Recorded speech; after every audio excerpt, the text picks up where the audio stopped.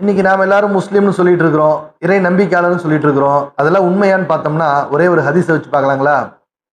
இன்னைக்கு நம்ம வீடுகளில் பக்கத்து வீடுலாம் இருக்கு இல்லையா, அந்த பக்கத்து வீட்டில் வசிக்கக்கூடியவர் யாராக இருந்தாலும் சரி, அவர்கள் வயிறார சாப்பிட்டாங்களா, 3 நேரம் அவங்களுக்கு சாப்பாடு கிடைச்சதா, நாம சாப்பிட்டோமே அவங்களும் சாப்பிட்டாங்களான்னு ஒரு நாளாவது யோசிச்சு பார்த்துருப்போமா? எல்லாரும் சொல்ல, ஒரு சிலரை. அப்போ அண்டை வீட்டான் பசித்திருக்க, நபிஸல்லல்லாஹு சொன்ன ஹதீஸ் இது. அண்டை வீட்டான் பசித்திருக்க தான் மட்டும் வயிறு நிரம்ப உண்பவன் உண்மையான இறை விசுவாசி ஆக முடியாதுன்னு நபிஸல்லல்லாஹு சொல்லியிருக்காங்க. பாருங்க, ஈமானுக்கே ஆபத்தான விஷயம். அண்டை வீட்டுக்காரன் பக்கத்து வீட்டுக்காரன் பட்னியா இருக்கும்போது தான் மட்டும் வயிறார வகை வகையா ஒருத்தன் சாப்பிட்றான்னு சொன்னா அவன் எவ்வளவுதான் 5 நேரம் தொழுதாலும் சரி, ஆண்டுக்கு ஒரு முறை ஹஜ்ஜு செய்தாலும் சரி, ஆண்டு முழுவதும் நோன்பு வைத்திருந்தாலும் சரி, அவர் ஈமான்தாரியா ஆக முடியாதுன்னு நான் சொல்லல, நபிஸல்லல்லாஹு அலைஹி வஸல்லம் சொன்ன ஹதீஸ்.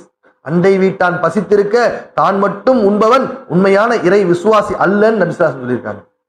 ஆகவே தோழர்களே, நாம் உண்மை விசுவாசியாக இருக்கணும்னு சொன்னா அண்டை வீட்டார் பசியோடு இருக்காங்களா இல்லையாங்கிறத பார்த்துக்கிறது நம்ம மேல கடமை.